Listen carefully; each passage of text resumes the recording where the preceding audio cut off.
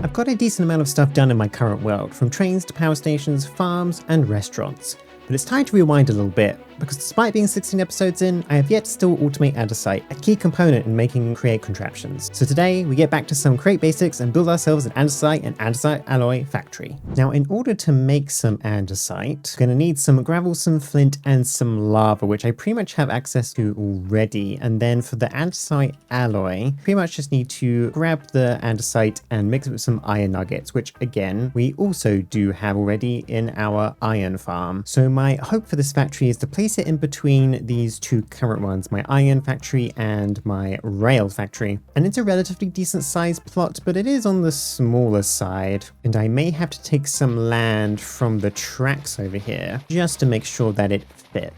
So I don't want it butting up to this factory too much, especially considering I actually want to get some resources out of that factory and put it into this one. So I'm thinking for this factory, I kind of want a bit of a kind of semi-rounded front part here. Use a bunch of different granite chipped variants, and I'll probably have a nice big window in the middle with some door frames on the side. Then I'll probably use polished stone just to kind of separate different floors I'm gonna have. The second floor should be a bit more rounded than this one. Probably something about this curved with same kind of height roof, or walls rather. And actually let me remove this bit of stone here because I do want the window to kind of go all the way up the wall. I think actually for the third floor, I think I want to use some viridium because I love how this green looks. And we can use these pillars along with a stack of normal viridium and then cap this off with another layer of this polished stone. And that adds a little bit of color, as we obviously do use a lot of kind of brown and gray tones at the moment. Now, I don't know why, but I kind of just want a massive pipe coming out the front of this. Will it actually serve any use? No, but I like the idea of having a big old pipe here that kind of comes out the top and down. It will go in front of the window, but And I think I'm going to mostly make this out of deep slate. And then just to make sure this actually looks a bit more rounded, I'm going to use some of these vertical copycat steps and just some normal steps to do the top parts, and that helps certainly make it look a bit more rounded. If we throw in some of our weathered deep slate, kind of help break up the monotony of that. And then I think what I'm also going to do is use some of this smooth stone at the same level as the floor partitions to help break up the pipe a little bit more, as well as add some girders on the side for extra support to the building.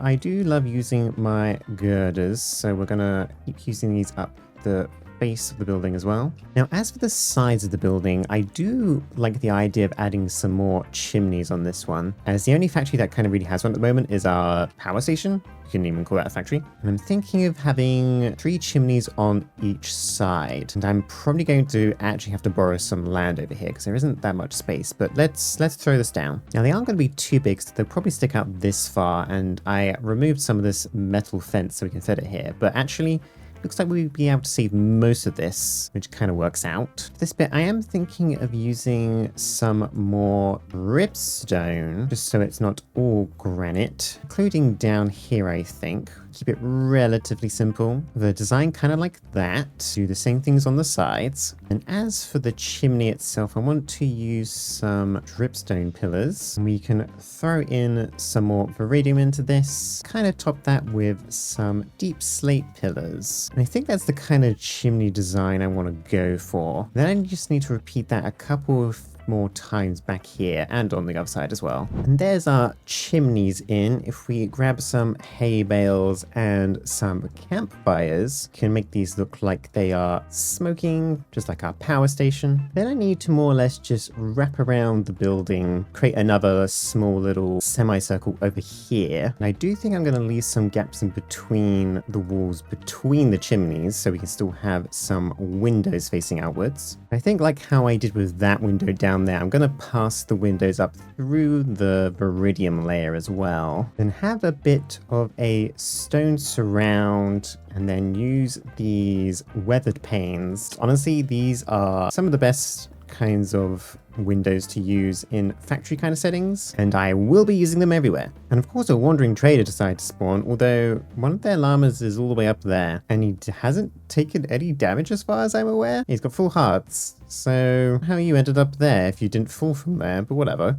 I think the last major piece I want to do on this building, get in some kind of roof, which I think I want to actually make out of quite a bit of glass, as well as our weathered iron kind of act as the supporting structure. There we go, there is our nice big old roof in. I of course used some more of the weathered iron windows and made a bit of a stretched out dome on top. As for the factory itself, I'm going to quickly replace the floor here, although mostly only in the central area, because my kind of plan is to use each one of the chimneys as a place to kind of bring in materials slash make materials. What I'm thinking is this section is where I'm going to actually bring in flint from my iron farm, as what I'm currently doing is I have some smart chutes down here which drops any kind of gravel and flint straight into lava, but what I'm going to do is grab the flint instead and reroute it, and just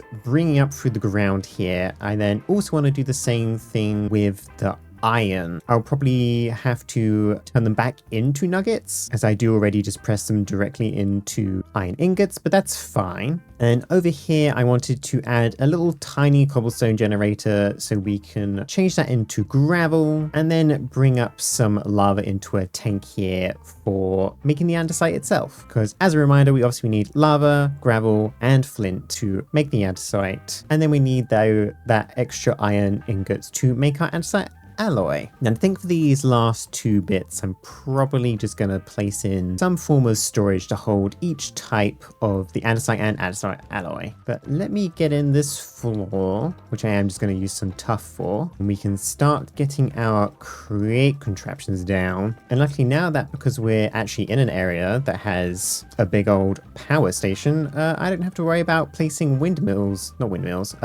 wheels in very weird and obscure places. There is our floor in, and I think what I'm actually going to start with, a little tiny cobblestone generator here. Now, although it's a little bit tight in here, I think we should be able to fit the entire thing in. The first thing to do is throw in our vault. We actually hold on to our cobble. Then we'll need our chutes on each side, our cobblestone to both drill and also place down to hold on to the lava and water. Need our mechanical drills, of course.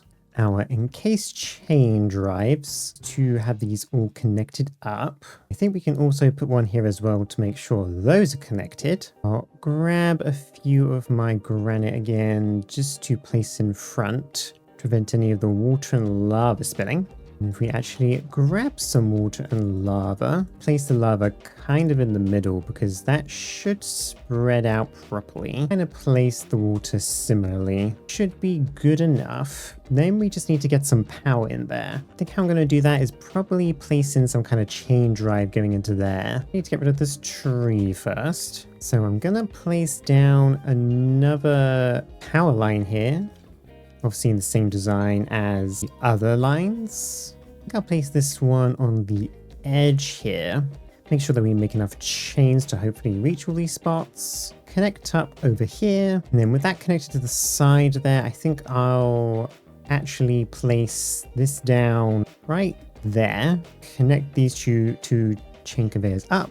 And now, as you can hear, there's now mining away. And honestly, that's a decent enough speed. I don't think it needs to be much faster than that. Now, just for the sake of our ears, I think I am going to very briefly break this chain, because otherwise that's gonna get very annoying very quickly. Now, obviously we need to bring out some of this cobblestone, turn it into gravel, and then bring it into central storage thing here, just for sake of getting everything in one spot. And I think I'm gonna use a funnel and force this to put out exactly 64 each time, so it's not constantly spitting out one by one. Got a funnel on that side, and then this is where our our flint is going to come into. I want it to all go into this item vault. Then I do need some crushing wheels to come out of this one to actually crush it into gravel. So let's go and make those real quick. We can of course place these on the side. And then I do want to bring in some power to actually roll all of this. And also we do currently have a power source coming in there. What I might do actually is bring out this particular chain drive, lower that down to this crushing wheel, and that should give power into this system. I am going to turn this on again briefly, see the direction that this is going. That is currently going in the wrong direction, so let's spin it around. I'm going to break that belt real quick because it's putting a bunch of cobblestone into there and I don't want that yet. And I think that's now going the right direction. It's honestly going so fast, I can barely even tell. In fact, probably the best way actually is to just bring this back over here. See if it starts taking in the cobblestone. It looks like it is. And yeah, that is making gravel. Okay, perfect. That's all connected up, but we will unconnect it for now. So stop this horrible noise. And what I want to do from here is separate this out into 3 different belt lines with some brass belt funnels and do these all to exactly 1. Grab our brass tunnel and connect these up. Switch this to force split, I think is what I want. Because to make andesite, we need to have lava, gravel, and 2 flint. So I want to separate the flint and gravel out to make sure that it's all being put out at like the right amount. And then the brass tunnel should then kind of make sure that it gets evenly distributed between our 3 basins here that I need to make. And the fun thing that I learned about basins recently is that you can actually place them at this level with the belts and they'll just go straight in. Don't need a funnel or anything. So that's actually quite convenient. And then we're going to need to make some presses to get some iron for, which is very conveniently next door. Of course, we'll place these above our basins, although preferably placing all the right way. I can just quickly make sure that these are all connected to power up. Then I'm going to come out again with some more belts, add yet another tunnel for the pure reason of splitting this into 2 belt lines. Essentially, one is just going to go straight into storage, and the other one will have some iron brung in from our iron farm and converted to alloy. I think I'm going to make this side, considering the iron farm is through this wall. We do need a mixer for that. And we can just plop this down here with some brass funnels on each side. And add a bit of belt coming over here. And if we set up our filters correctly so that these are only making andesite, these are only making andesite alloy. I'm also realizing I need to bring a belt line in from over here, where our iron's going to come in from. Just make sure that these are all connected together properly and going in the right direction. Those are all going in that way. As we can now see, the gravel is going into each basin. We'll use another encased train drive just to get those belts moving. And that seems to be mostly everything the belts hooked up at least. Now we need to bring in the lava. We go underground. We do have a lava pipe over here that's coming into our track factory. So all I need to really do is have a pipe coming off of here and into this area over here. The hope is that that pump might be enough to bring the lava all the way through. Also, God, I need to do this very quickly because there is lava moving through. Oh God, okay, yep, well the lava's definitely there. Ow. Bring that up real quick. Okay, lava will indeed come out of that pipe, so that's good at least. I think I'm just going to place a tank in the wall here. And then if we can break this real quick and try and hook it up, fluid tank is now filling up with lava. And then we need to bring the lava over to these 3 basins. So probably simply just bring it underneath here, up into these basins. And those should be filling out with lava now. Yep, they sure are. Perfect. And now I need to bring in the flint from our iron farm. So in order to do that, we're going to have to come down here, separate these chutes out. Because at the moment, these filters do both flint and gravel, just in case any gravel makes it through the system. I think I'm just going to update these to be gravel only. I do have a spare filter in here that I can override. And I do also need to make 3 more smart chutes, and I can clear this filter and replace this one with gravel, and our other one can replace with flint. So I'm going to very temporarily turn this around to stop the belt from moving. Update these with our new filter. Then if I place 3 more of these down and replace these with our lint filters, and I can place in a belt underneath here, and hopefully this should all be going the right direction once I actually hook up this belt. And the best way to figure that out is to turn this power back on, and that is very much indeed going the wrong way. So let me fix this real quick. Okay, that should now be going the right direction, at least for this belt. Of course, I do actually need to bring the power down here to do with a bunch of chain drives. The fan is blowing upwards, so that's good. And there we go. Now everything should be heading the right way. And also, I don't know why I've just realized this, but I don't need filters for this. I just simply need to put flint on them. I don't know why I thought differently. I think it's because I already had filters on the last one for the 2 items, but whatever. Brain fart and all that. But I can't bother to get the other filters, so this will do for now. Cover up this hole, re-rotate this back around in the right direction, and that should start moving that. Now, hopefully, our flint gets picked up there, and we can now see the flint is starting to move through here into our item vault. Started also being added to these basins. Of course, they are already all full of gravel, but we are seemingly starting to make the stuff that we need. Of course, this one is filling with andesite as we haven't hooked up to iron, but we do have some andesite building up here, so I'm going to make a little vault here. In fact, actually, to deliberately keep this quite close to the wall so it's easier to access. Then I can throw an andesite funnel in so that starts filling up. We can get a depot down and a brass funnel so we can easily just grab that andesite out. Then we can throw down another vault here as well, ready for when we start getting our alloy in. Now, I just need to do the same thing with our iron. Now, this one may be a little bit different because although we are creating iron nuggets over there and pressing them into iron nuggets, I think I still want to pull from our iron ingots. So we are going to bring in a small little belt line underneath here. Of course, do the same thing with the fan. I think I'm literally just going to grab this one mechanical crafter. In fact, let's not place it there, but rather there. Well, actually, even one more forward, I think. Place a funnel on each of these. Then get this hooked up with a cogwheel. I think in theory that means any kind of iron that comes through here should turn straight into nuggets. So I think I'm going to place this chute down, which hopefully I can just do to exactly one at the moment. If I do a pulse timer, oh god. If I place a pulse timer here, and let's say we'll put this to 1 minute so that that gets unlocked once a minute, and I don't know, we'll put 16 to come out. If I throw a funnel there, that should all start moving upwards. In here, this has now started to craft all our iron ingots into nuggets, and that is now making a bunch of andesite alloy, which is perfect. I think, oh god, everything is coming out the top here. Oh no. Let me just block that off real quick and try and pick up everything that I've accidentally thrown into here. In fact, you know what? I should probably do that over here as well. Yeah, honestly, I think I should even like reduce this down to like 1. Because, we'll do 2. We'll do 2.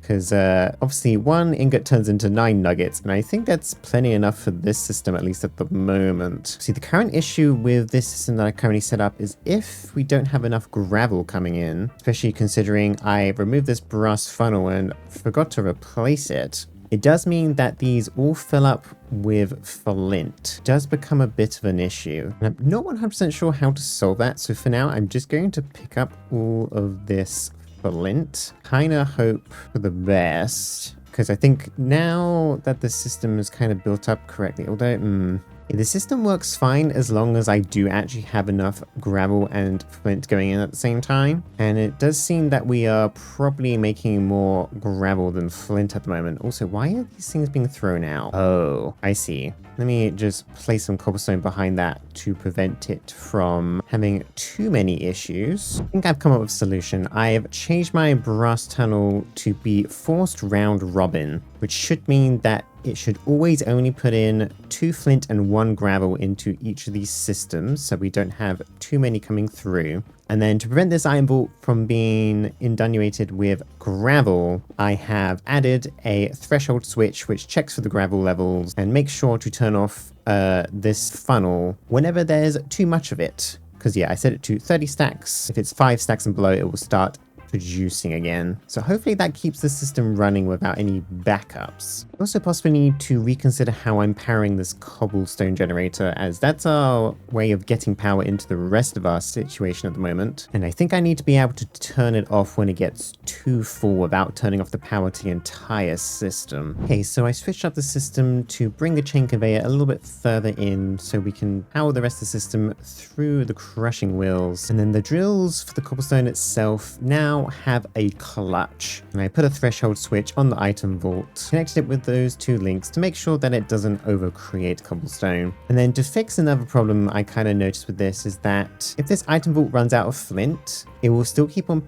outputting gravel, and as soon as it gets to 3 items here, it will constantly put 3 bits of gravel out individually onto each line, and then eventually this ends up filling up with too much gravel. So I essentially just made a threshold switch to check if there was at least 1 flint in here, and if there isn't, then it turns off the gravel from coming out of the vault. So that should hopefully prevent too much gravel from being output when there isn't enough flint. That's the hope anyway. But yeah, that's pretty much what I wanted from this factory in terms of like the output. We've got our andesite and andesite alloy coming in quite nicely. If anything, we've got too much andesite alloy actually. That's quite a lot, but I guess I can't complain. Now I need to kind of just prettify this place up a little bit. I think I'll start by kind of encasing in all of these different compartments. Let's make sure that some of these have some torches in so that they don't spawn anything bad.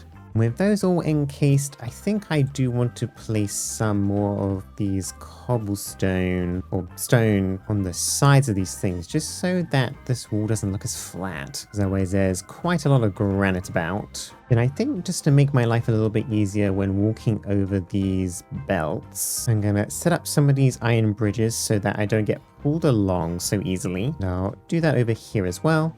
Then I think I want to get a bunch of metal girders and kind of place them around just so we can make it look like these walls have a little bit more structure than they currently do. And I think I'm going to place some andesite bars down just to kind of help surround some of these things. You know, they're kind of dangerous. Wouldn't want getting our fingers caught in these things, and obviously these andesite bars are going to magically make that not happen.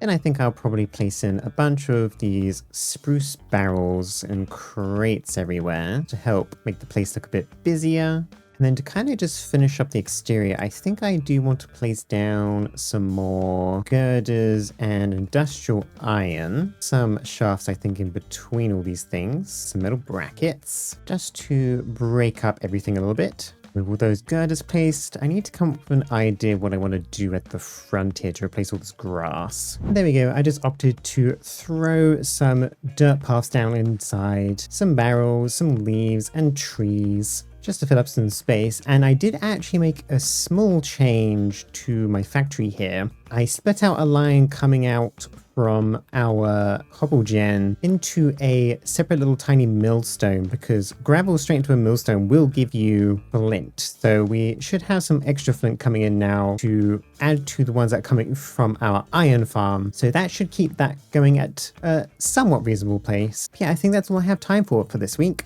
A little bit of a shorter video than usual, but I do like how this factory came out. I'd also like to thank all the subs from last week's video, which for some reason is doing weirdly well. And honestly, I have no idea why. Just one of those YouTube algorithm things, I think. We are getting very close to 1,000 subs now, which is a goal that I wanted to achieve by the end of the year. So thank you everyone very much for subscribing. And if you haven't already subscribed, I would love if you did. But anyway, once again, thank you all for watching, and I'll see you all next week. Bye bye for now.